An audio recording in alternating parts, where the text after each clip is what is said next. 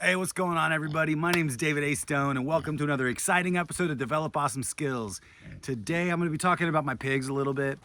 I did get some comments about, violence. Don't cause violence to the pigs. I said I was going to be butchering them and eating them. I'm raising them for that purpose. And so I just kind of want to address that a little bit, my thoughts on that. And I understand a lot of times people say that because they have a very tender heart and they just don't want to think about the idea of animals dying. However, a lot of the people that say that also still eat meat. And so I'm actually at that place in my life where I really want to know what I'm eating, where it came from, and I really just want to be as healthy as I possibly can. We got to take care of our bodies, and I think that that's really important. But not only that, someone had made a comment about, can I ask you not to harm the pigs, or can I, don't be violent because it's an individual, and how would you like to be humanely butchered? There's no such thing as humane butchering. I want to respond to those comments because I have very different views of that. And so if you're a vegan and you don't eat meat because of moral reasons, or you don't feel like you want to kill animals, hey, that's fine. And or if you want to do vegan because you feel that's the best thing for your health, that's okay too. That's on you. You guys do what you want to do. Now for me, I want to eat healthy. I want to eat food. Now I do want to eat meat. That's why I want to grow a food forest, right? I want to have moringa so I can have all the nutrients I need in the plant world, but I also want to have good, healthy meat that does not have any antibiotics in it, is not vaccinated with weird stuff, and they're happy. They live a happy life. And they don't have a whole bunch of adrenaline or cortisol coursing through their veins. That stuff's not good for us. It's not good for animals either. If you raise animals in a hostile environment, okay, if you abuse animals, that could be harming the animals, right? Now, there are certain animals, obviously, that are livestock, and there are certain animals that are not livestock. Like pigs and cows are livestock, and they've been livestock for millennia. And chickens, but chickens, we also have the eggs. So for us, now for me, I do eat meat, and I do want to eat meat. I just want to eat healthy meat. Now, I could go to a farmer and, do all that, but also pigs are resources, and they've been resources for, like I said, millennia.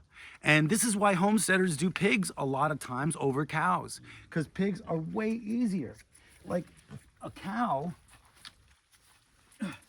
a cow gets real big, and pigs will get big, but a cow will, over its lifetime, can eat 5 tons of food per cow, right? A pig is not going to eat 5 tons of food, and especially if you can do the silvopasture, which is really the way I want to raise the pigs, so I can still keep upgrading my process. This is the first time I've ever had pigs, and I think it's a great first homestead animal. Get a breeding pair of pigs, a good variety that you like. These are American Guinea Hog, these full black ones. The colored are the ones that are mixed, black and white, are, I believe they're Iron Age pigs, which is a American Guinea Hog mixed with a wild boar. It's supposed to have very good, delicious meat. But the girl back there, the spotted one, she's a Gloucestershire Old Spot. And so she's probably the one, her breed is the one that I'm gonna continually going with. I do like the American Guinea Hogs, and so if you can mix the American Guinea Hog with the Gloucester Old Spot, you might get benefits of both. But the American Guinea Hog is what's called a lard pig. It's a very fatty pig, very fatty. Same with Coonies and Mangalistas. Mangalistas is supposed to be the Kobe beef of pork. I don't have any Mangalistas, but Mangalistas have long curly hair. I actually do want to get a breeding pair of Mangalistas. So basically, these are animals too that they take longer to raise. Their lifespan is a longer lifespan than a typical commercial pork production. They really want to raise, normally they want to raise what's called feeder pigs for 6 months, and then they butcher them. That's the commercial pork production process.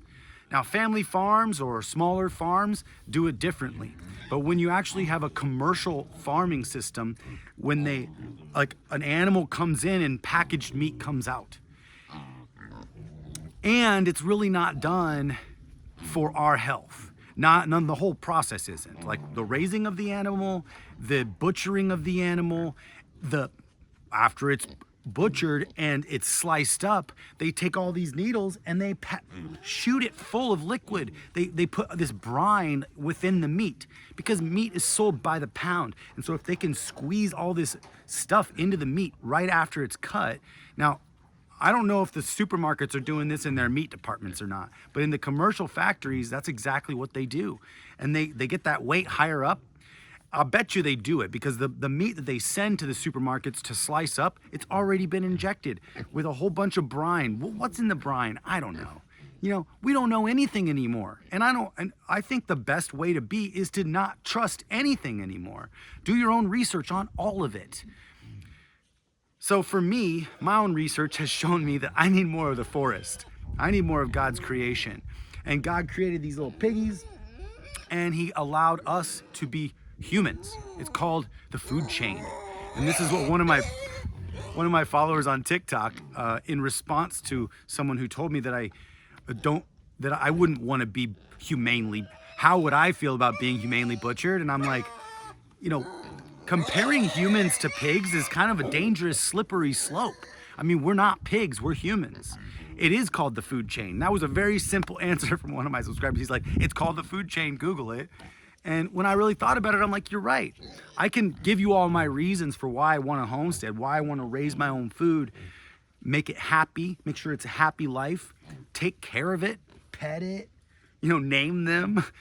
And I do have a sensitive heart, right? So it's like I'm doing this to learn the process for sustainability, not just for me, but for the people around me. And yes, it is hard. It's not going to be easy. Like, we're humans, we have emotions, and these pigs, right? We do get attached. So, but I'm also a guy that does what he has to do, does what has to be done. And I need to learn how to do things. You can't learn this stuff from the textbooks. You can only learn so much from YouTube. And you can learn a lot. In fact, I've been watching the Farmstead Meatsmith, which, thanks for your videos, but he really is very educational and he shows everybody exactly how to do it, not only humanely, on how to kill humanely, and then how to butcher, and then how to pack the meat, how to do it all the old-fashioned way. And so thanks for your videos out there, Farmstead Meatsmith, you're awesome. But anyways, I just wanted to throw this video out there about the pigs. This is my boy Suey. He's an American Guinea Hog, and he's what they call a lard pig, because when you butcher a lard pig, man, sometimes those pork chops don't have any meat on them. It's all fat, but there's like a little meat, right? But there's so many good delicacies that can be created from that fat. And so that's really what the lard pigs kind of went out of style when all the low fat stuff came into play. Like, everybody wants to go low fat, but everybody's realizing now that it's probably not a great idea to go low fat. Low fat's not a great way to live. In fact, good healthy fats are actually really important. And these pigs do have good healthy fats if you raise them right. Now, if they're eating GMO feed their entire life, that's not going to be something that you really want to consume. So really, there is a quality difference between family raised farms, homestead raised pork, small farm raised pork versus commercially raised pork. Big difference. So American Guinea Hogs, a commercial facility would not raise them because they take too long. They're like a 18-month to 24-month. But see, that's also why they have great marbling in their meat, because they're older, they live longer, and they're running around for longer than just 6 months. When a pig's 6 months, he can't really get any of that marbling. So that's all the pork you're seeing in the stores. But so really, my recommendation, this is why I got American Guinea Hogs, because they're great hogs and they're so nice and they're friendly. They let you pet them. They just want their belly rubbed all the time. And then Gloucestershire Old Spots. So the Gloucestershire Old Spots, I really think are going to be the ones I want to get her a boy that can breed with her, so I can have a purebred litters. And then I already have a breeding pair of American Guinea Hogs, and then now I want another breeding pair of Mangolistas. So those are the 3 pigs now that I think I want to experiment with raising. I have a lot to learn about feeding them. But that's why when you do silvopasture and raise them in the forest, they can eat the acorns and they can eat all that stuff. Plus, this is all going to be a food forest. So if I overplant peach trees and overplant these fruit trees, in a couple years, whenever they drop and I don't harvest all, if I can't harvest all the food, the pigs just go through there and they get finished on apples and they get finished on acorns and peaches. And so that definitely has adds to the flavor in the meat. So anyways, I know that you guys, the people out there who are gonna hate on me for raising a pig and then killing it and then eating it, I'm gonna get that, and I get it, I understand, but I don't agree. This is why I don't agree. That's what this video is all about. So you guys are amazing. And I hope you guys figure out how to live your own sustainable life, because sustainability is really where it's at. Once I learn how to butcher these pigs, I don't have to go to the store and spend $40 on a package of subpar pork anymore. I just go into my drying area room and I just carve off cured meat and cook it up. Some cured pancetta or bacon that's been dried. The copa, it's just some pork that has been dried. Now you can have the charcuterie. I can make some sausages and some, what is it called? Salami. So there's so many different things that can be done. Plus, anyways, a lot of things that could be done. So I'm excited about this process. I'm excited about learning about this process. It's not like I like to kill these animals. In fact, I like having them around. I don't really like the killing process. However, if I'm going to do it, then I want to do it right, and I want to do it humanely, and I want to make sure that these animals had a happy life their entire life. Every single day of their life was happy, except for in the boys' lives, typically there's one day that is not a happy day, and that's the day that they get castrated. So if you do that early in their life, then it's a little bit better. But anyways, that's really what I got today. So let me know in the comments what you guys think about this. I mean, what do you think about knowing where your food comes from, about raising your own food? Now, that's what I want to do with a food forest, not just fruit and vegetables, but meat as well. That's part of the forest system. So, what do you guys think? Let me know in the comments. You guys are amazing. Till next time, my name is David A. Stone. Develop awesome skills and go find your gold.